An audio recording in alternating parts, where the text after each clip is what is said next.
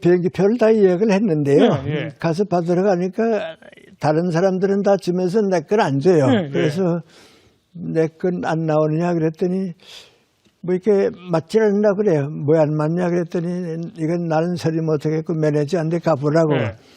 그래 갔더니 또 쳐보고 또 쳐보거든 나보고 또 보더니 왜 그러냐 그랬더니 나이는 한 살로 나왔는데 예. 대한항공은 900번 이상을 탔다고. 그러니까요. 여행을 많이 했으니까, 예. 예.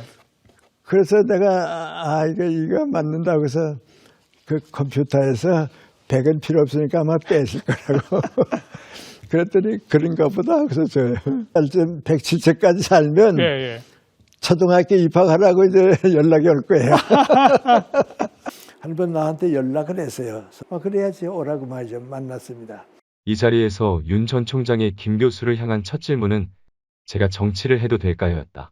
중앙일보가 밝히고 있는 김 교수의 답변은 이랬다. 애국심이 있는 사람, 그릇이 큰 사람, 국민만을 위해 뭔가를 남기겠다는 사람은 누구나 정치를 해도 괜찮아요.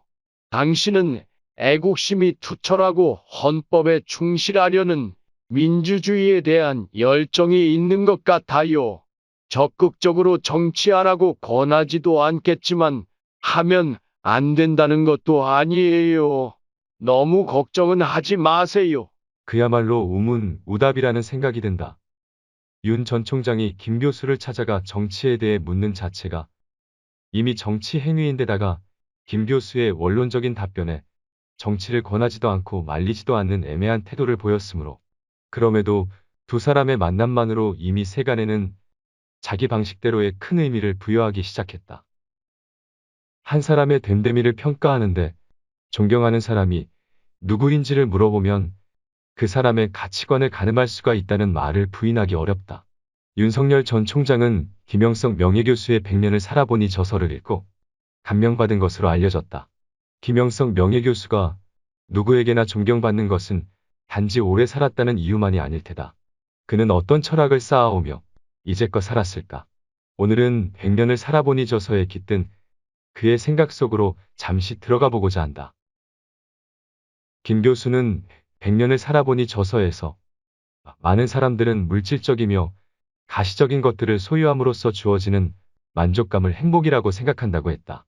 그것은 인간 본연의 욕구에 속하는 것이며 마치 어린애들이 마음에 드는 인형을 얻었을 때의 즐거움과 비슷한 면이 없지 않다는 것이다.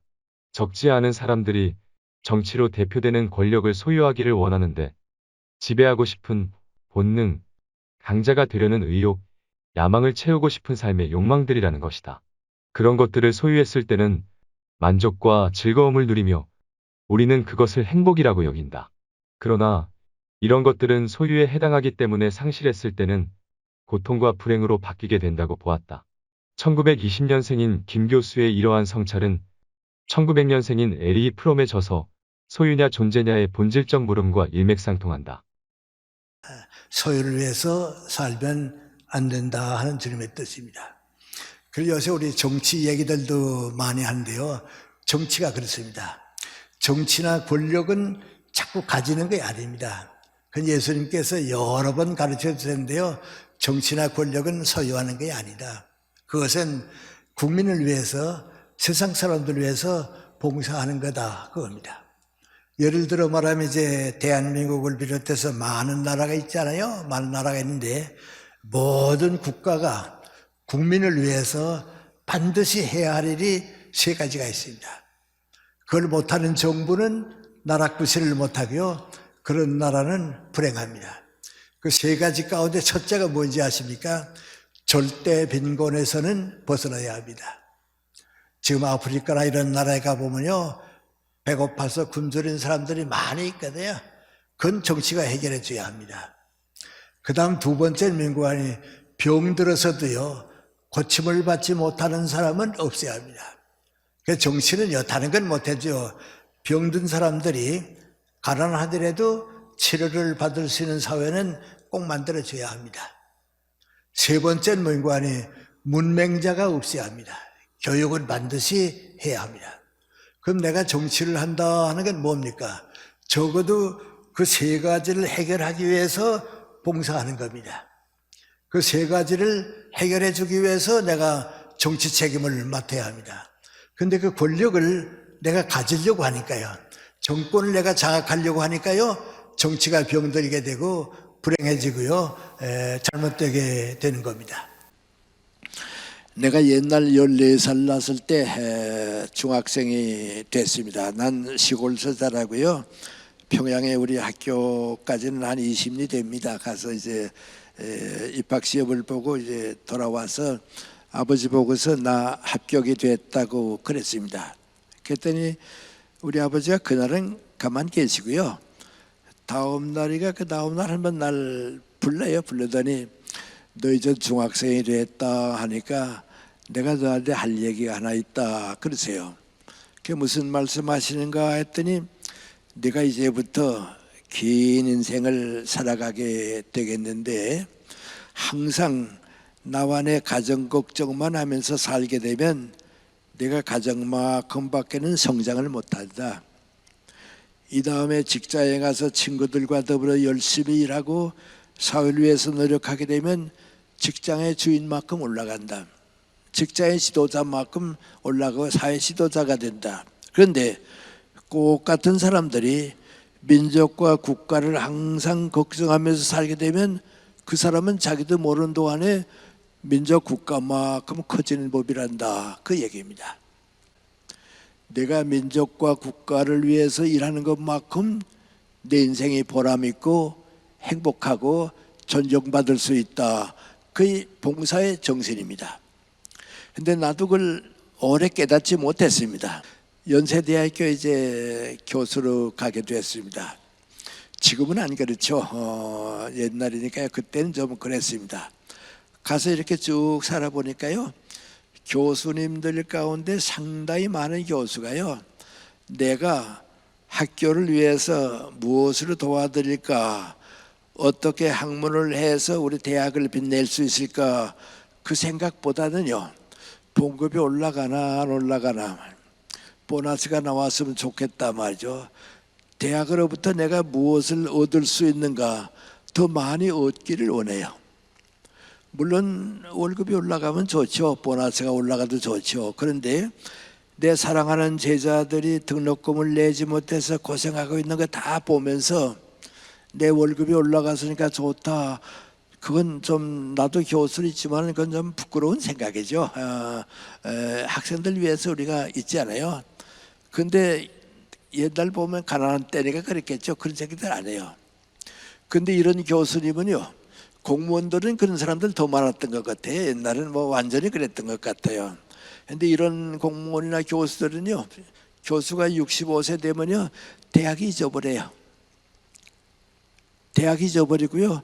정년이 되고 나게 되면 갈 곳이 없어요. 근데 같은 교수님들 가운데 정말 학교를 위해서 노력하고 학문을 위해서 최선을 다한 사람들은 대학의 책임을 맡아요. 처장도 되고 학장도 되고 총장도 되고 그래요. 또 신문 보면 어느 대학의 어느 학과의 어느 교수 대학과 더불어 남아요. 대학을 위해 살았으니까 대학과 더불어 남아요. 그런데 대학 교수이시면서 가만히 보면요. 많지는 않아요. 많지는 않은데 또 무슨 총장이다 학장이 됐던 사람도 아니에요. 항상 민족과 국가를 걱정하면서 사는 교수들이 있어요. 그런데 이런 교수님들은요. 65세가 돼서 정년퇴직하고 나면요. 다른 사람들하고는 몰라요. 그런데 사회가 그 사람들을 요청해요. 그 내 친구들 가운데 그런 사람들 가만 보면요. 세상 떠날 때까지 나라 위해서 일해요. 김 교수는 100년을 살아보니 저서에서도 자신 아버지의 언제나 국가와 민족을 걱정하라는 가르침에 대해 고백하고 있다. 이러한 열린 마음과 섬기려는 뜻이 있는 사람은 가정에 더 큰 책무와 책임을 깨달아 가정적 불행과 고통도 극복한다고 말했다. 100년을 살아보니 책은 5가지 챕터로 구성하고 있다. 행복론, 결혼과 가정, 우정과 종교, 돈과 성공 명예, 노년의 삶이 각각의 챕터다. 100년을 살아보니 책은 김 교수 자신이 차분하게 서술하는 방식이다. 이와 달리 모리와 함께한 화요일은 노 교수와 제자의 만남을 통해 깊은 인간미를 품는 과정이다. 모리와 함께한 화요일에서 대화의 주제는 제자가 정리한 리스트에서 간추릴 수 있다. 죽음, 두려움, 나이가 든다는 것, 탐욕, 결혼, 가족, 사회, 용서, 의미 있는 삶. 100년을 살아보니 모리와 함께한 화요일 두 책 모두 인간 삶의 보편적이고 공통적인 과제 상황에 접근한다는 점에서 독서의 기쁨을 한껏 덮었을 수 있는 내용이다. 윤석열 전 총장은 김영석 교수의 책을 읽고 어떤 생각과 결심을 했을까? 김 교수는 100년을 살아보니 책에서 개인이나 지도자를 평가할 때 흑백 논리를 경계하면서 장단점 중 어느 편이 더 많은가를 따져 선한 면을 받아들이라고 언급하고 있다. 그렇다. 이제 윤석열 당신의 선한 장점을 정리할 때다. 공식적인 정치 참여 선언을 통해 신비주의를 걷어차야 한다. 윤석열 당신을 향해 어떤 사람은 달리는 말 등에 올라탔다고 하고 또 다른 어떤 사람은 후륜구동 차량에 동승했다고 한다. 달리는 말이나 후륜구동 차량 둘 다 국민을 뜻하면 말할 것도 없다. 국민이 윤석열 당신을 정치의 장으로 이미 소환한 것이다. 지금 당신의 부재는 존재보다 더욱 강렬하다. 당신은 존재함으로써 국가와 민족을 위해 똑바로 봉사할 때다. 부재 속에서 열심히 무언가를 할 때가 아니라 존재하면서 똑바로 제대로 국민을 위해 봉사하는 길을 찾아 나서야 한다.